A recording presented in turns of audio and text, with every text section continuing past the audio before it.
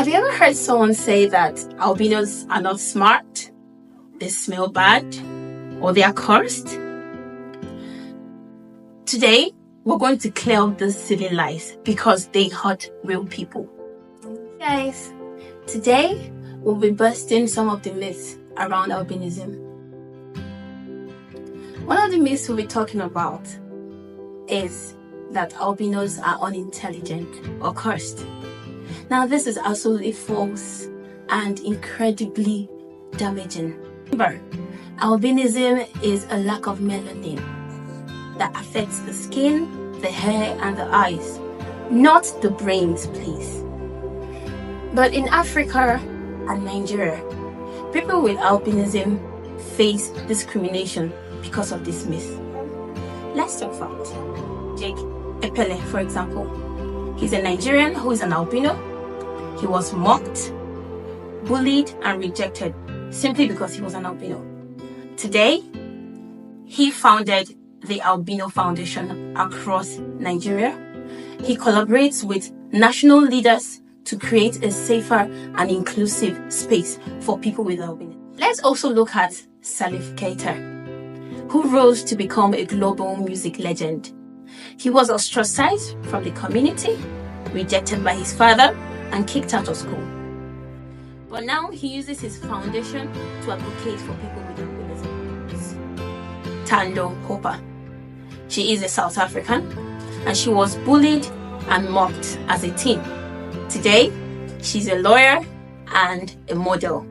And she's also the first woman with albinism to appear on the cover of Vogue magazine.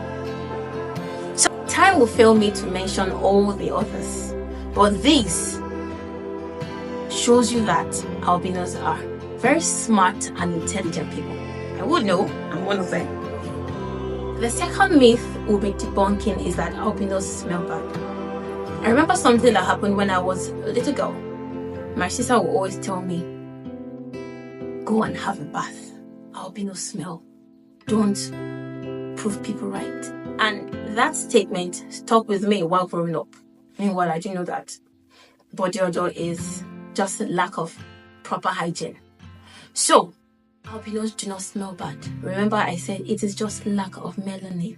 There is no scientific or medical base for this assumption. Is that albinism is contagious. Like, how ridiculous can that sound? Albinism is a genetic condition passed down when both parents carried the gene. You can't contact it by sitting near a person or touching them or sharing food with them. These myths has led to people living with albinism being isolated from friends, being ostracized from communities, being rejected by their families. To start educating ourselves about this and treat people with albinism with dignity, so as not to make the mistakes of the past. Leave a comment.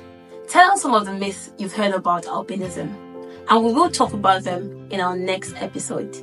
Until then, click on the like button, comment, and share. See you next time. Bye.